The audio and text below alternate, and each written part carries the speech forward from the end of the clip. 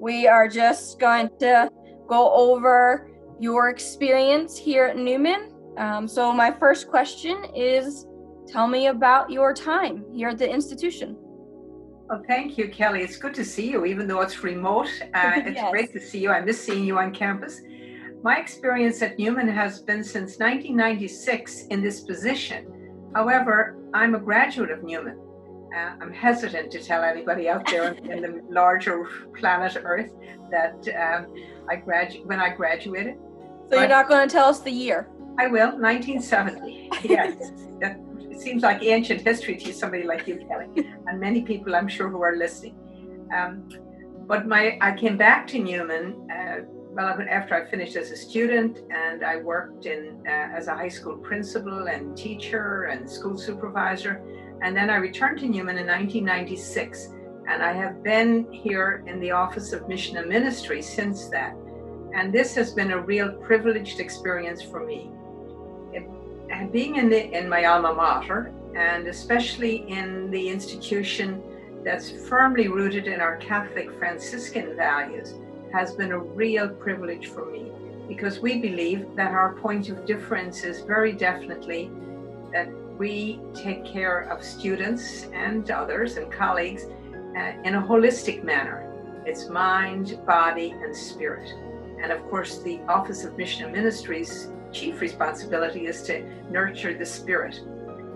But this has been just a wonderful experience for many reasons, and I could identify three. But I would start off with the students. I absolutely love being with the students, and in my years here since 1996, I can say that the interaction that I've had and the engagement with students has been so energizing for me. It has been affirming for me in my vocation, and it has, most importantly, it has continued to affirm me in the goodness of our young people.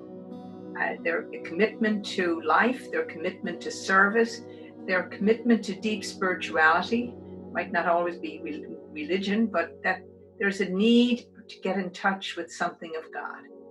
So that I could give you a whole morning on examples of the positive experience that I've had in my interactions with students at various levels across this university, whether it's on the field hockey team with you, Yes. not on the team, obviously, because I wouldn't be much good, but on the field with you as the chaplain of the field hockey team, and the interaction with those young women, to the interaction in the hallways with students, or going into a classroom and speaking to them, or accompanying them in their sometimes the challenges that they face. That experience has been wonderful. The second thing that I could touch on about being at Neumann are colleagues. I have gotten to know some wonderful people who are in the division of our unit, Mission and Ministry, people who have been there over the years, and the broader university community, personnel community. People like yourself, Kelly, whom I've gotten to know through sports and the athletics experience. Yeah. The experience with other coaches and the opportunities that I've had to engage with at all levels of the university. I've become friends, whether it's board members or faculty and staff administration. That has been a real blessing for me. And I would say the third area that undermines all this is my ability and the opportunity that I get to work in a position that is not really work. It's just an enjoyable experience to what I say is my vocation that I've signed up for many years ago. I won't tell you when I signed up. I'll tell you when I graduated from Neumann. When I first raised my hand in Ireland and said I wanted to come to the United States. And this work here gives me the opportunity to live out my initial commitment as a Sister of St. Francis to bring a transformative experience. Has transformed my own life, but it certainly has I've been an instrument, hopefully, of transformation for good for a lot of people. Absolutely. I mean, I can only speak to myself and the girls that I am with, but I always tell people you are the heart of our institution. You are always a wonderful face to see on campus. You are always there for students and faculty and staff. Yeah. And you just, when I think of Neumann, I think of you. You just live and breathe what we're all about. Well, thank you for that and those kind words. And many times it's humbling, Kelly. But I recently got an email from a professor who had his students write about their experience of a transformative experience for them in their senior seminar. Mm-hmm. And they mentioned, I'm not saying this necessarily for me, but what a presence can mean in their lives. Mm-hmm. And I think these days when it's absence rather than presence that we're forced into, this can make a huge difference. But thank you for being your kind words. I try hard. Absolutely. Absolutely. It's like I said, it's you. You are what I always think about.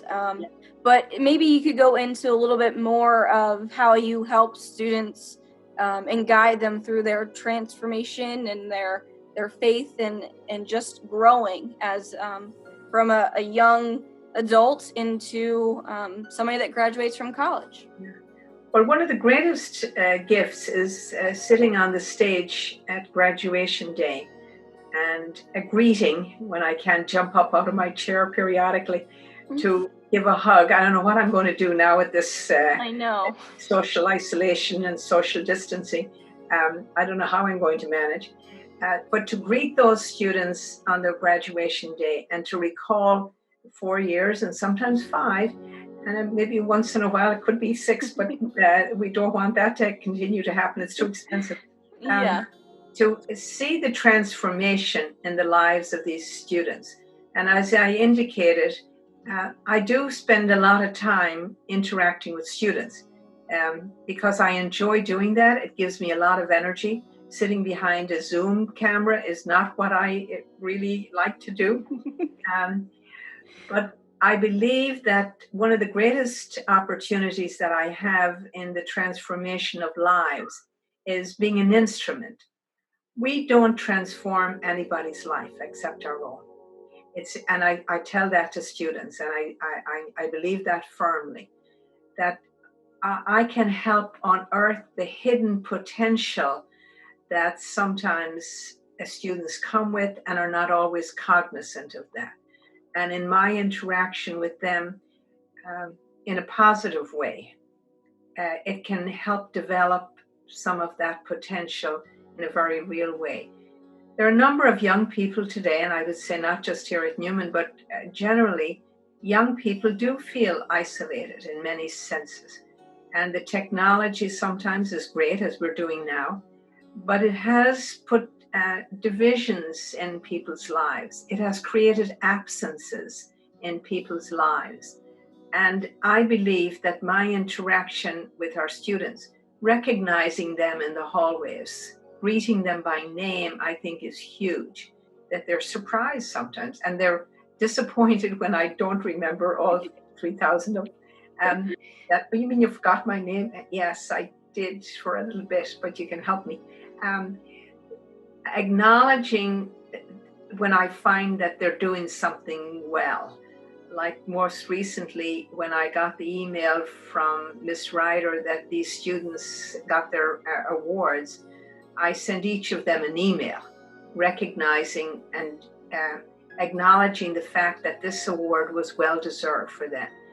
Kelly, I got such nice notes back. Yeah. Now, that I think that's one of the greatest opportunities that I have, is being able to acknowledge the good that I see in the lives of these students, and then tapping that so that each one of them that I interact with can also recognize the good.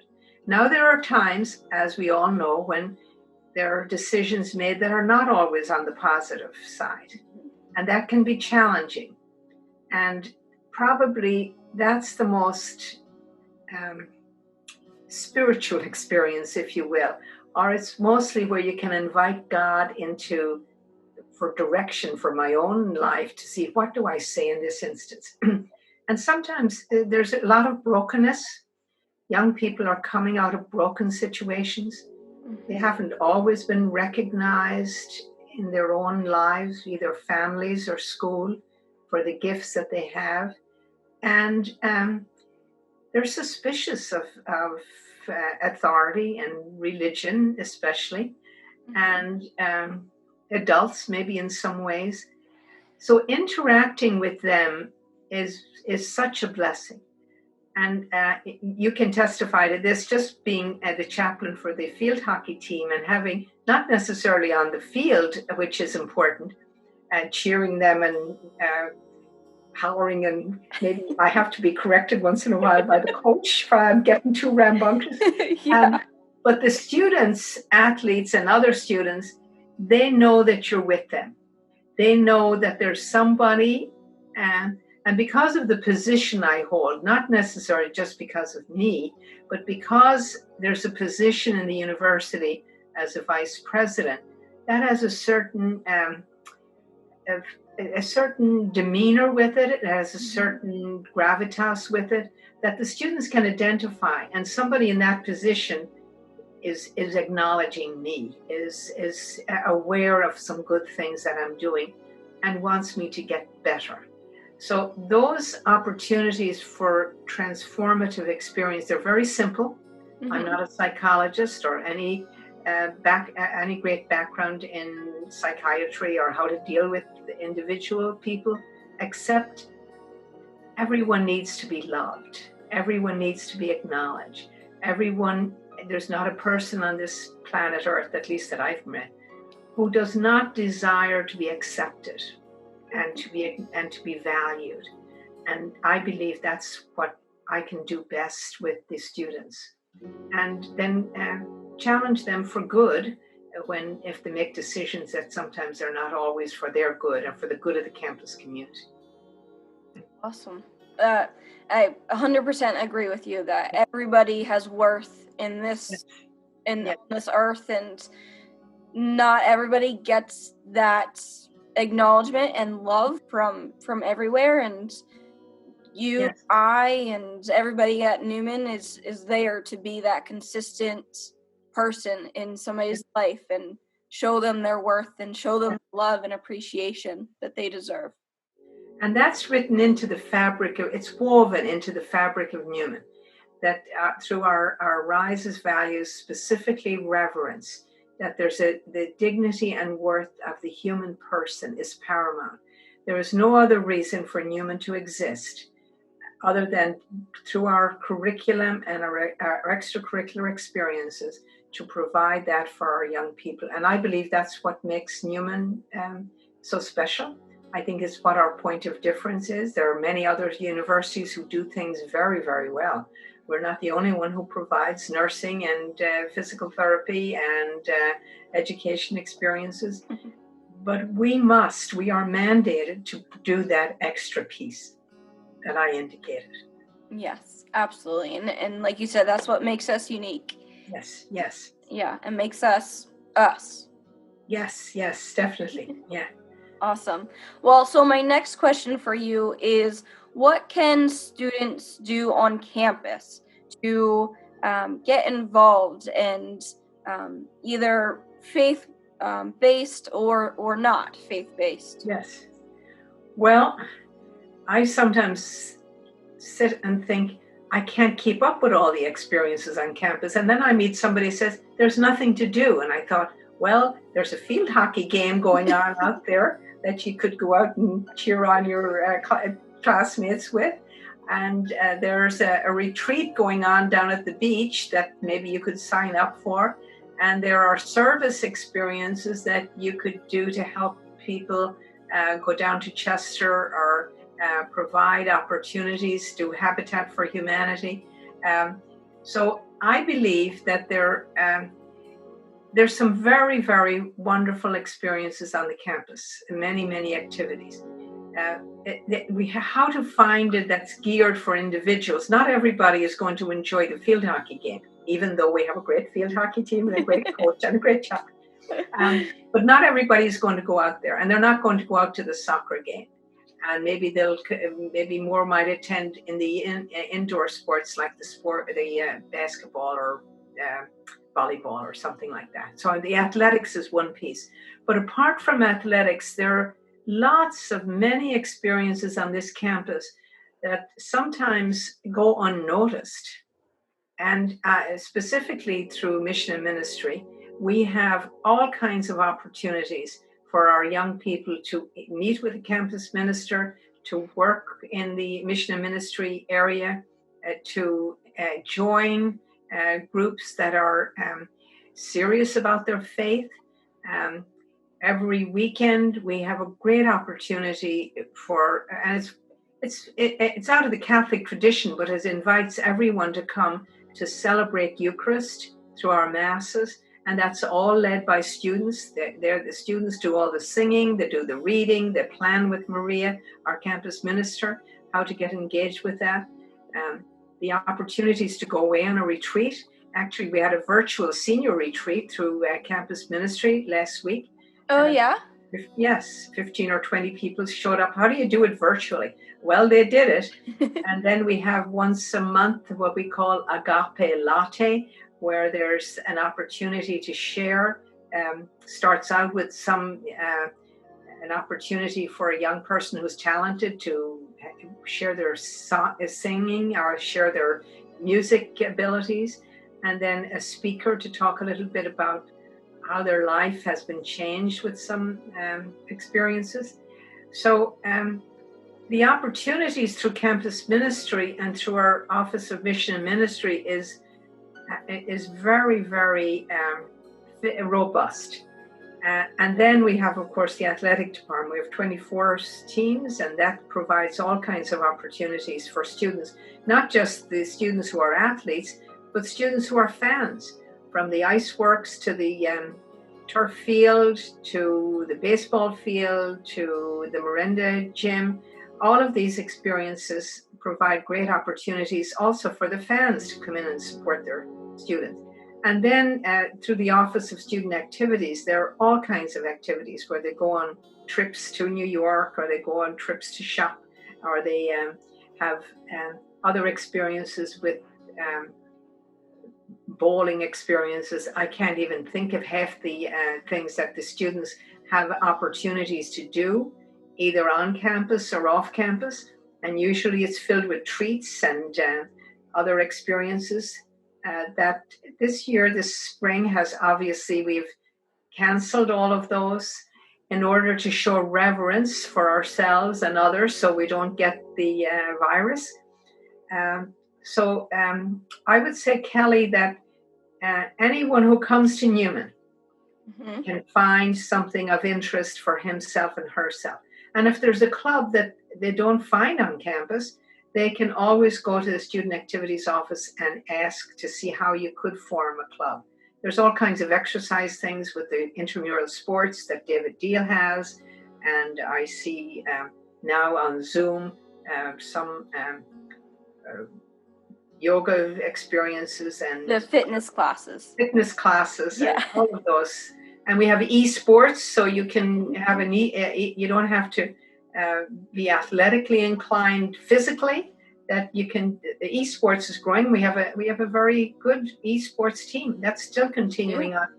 The virus hasn't stopped that, it seems. No. So that, from my vantage point, I'm busy all the time just trying to support students who are involved in activities, either in the drama with the plays, or in the theater groups, or in their athletic experiences, of course.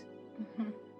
So, Sister, a lot of questions that I get are, do you have to be religious or know your faith or be deep within your faith in order to attend Neumann? Well, a very definite answer is you come as an empty plate. There is no requirement to have any spirituality, to have any religious, that you're connected to a religious faith tradition. We have students here from all different religious groups and some atheists, some people who tell me that they don't believe in anything. I said, well, that's all right. God is still God and God still loves you. So there's no requirement whatsoever. That's part of the Franciscan inclusivity, that we believe our good and loving God is there to care for all people, and you don't have to believe in a specific religion. What we do hope for, though, and what we do expect, is that people who come on this campus support and acknowledge who we are, that there's a respect for what we stand for here, and that our values are rooted in that deep respect and reverence for the dignity of the human person. So we do expect that our students buy into that, that they support that, and bring with them that respect for others who may be believers or who may be non-believers. Some of my best friends in the students population, and actually on campus with professors, come from the Muslim Islamic tradition.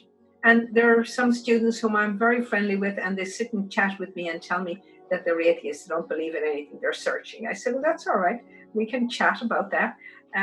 So I think it's a very good question. And because our Catholic Franciscan values are so strongly expressed in our marketing materials and who we are, that people might think, oh my gosh, I need to be very spiritual and religious. Well, guess what?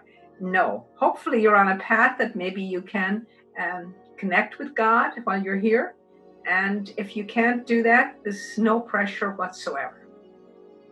Awesome. Yeah, that's one thing that I enjoy a lot about Neumann is as long as you are open to different experiences, to different ideas, exactly, you can enjoy anything and everything you put your mind to. Yes. And that we have students here who support the rules and the values, especially of respecting one another. So regardless of where you're coming from, your race, your color, your creed, wherever you're coming from. Our chaplain is from India and has a major position here on the campus, and certainly has felt very, very welcomed. Now he's a Catholic priest, but I could name some of our Muslim students, and I could name one or two of my atheist friends who say they don't believe in anything, that are still very much actively involved and support the values that we hold up, but they're open to understanding that not everybody is out of the same mold. Mm-hmm. Absolutely. Well, sister, I have one more question for you before we kind of close up things here. Yes. But we talked a lot about you and how you support others. Yes. Advice can you give people to bring out their inner Sister Marguerite? Well, not an inner Sister Marguerite, but I do believe that each of us has an inner light. Each of us has an inner spirit that on this road, one of the values of the Franciscan tradition is called ongoing conversion. It doesn't mean that you convert to another religion, but it's that our lives are constantly on a pilgrimage, on a path to get in touch with our potential and who we are, what I would say, your inner light. And I believe that quest that we have in our lives, that we all have a deep desire for.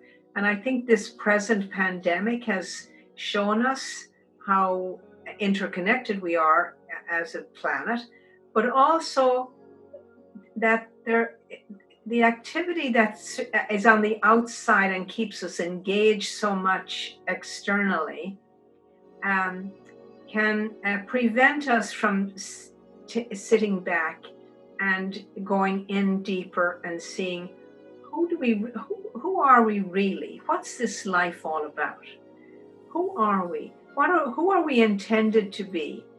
When God put us on this planet Earth, what gifts do we have that God has planted within us that our ongoing path needs to be on a path to discover and then to refine more deeply, so I can be the person that God wanted me to be and that God wants me to be.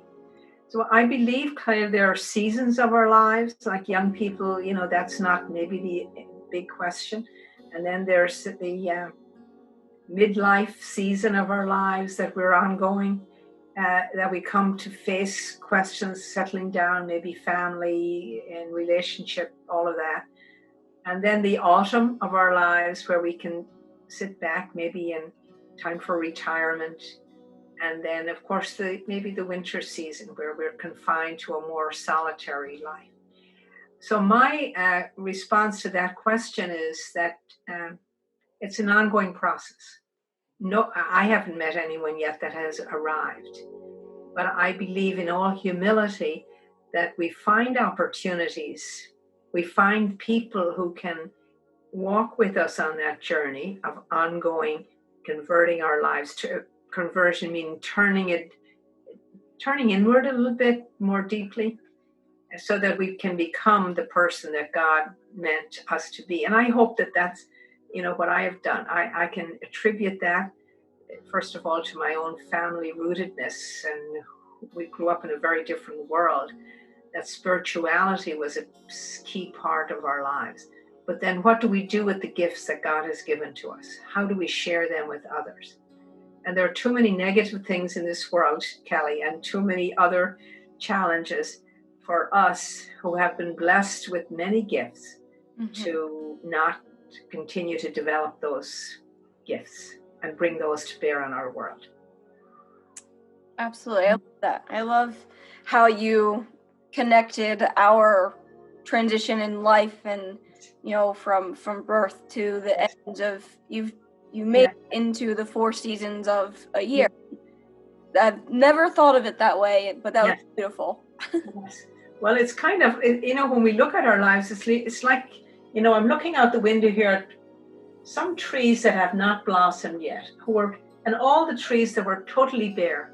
And now there are some that have burst into color on this campus.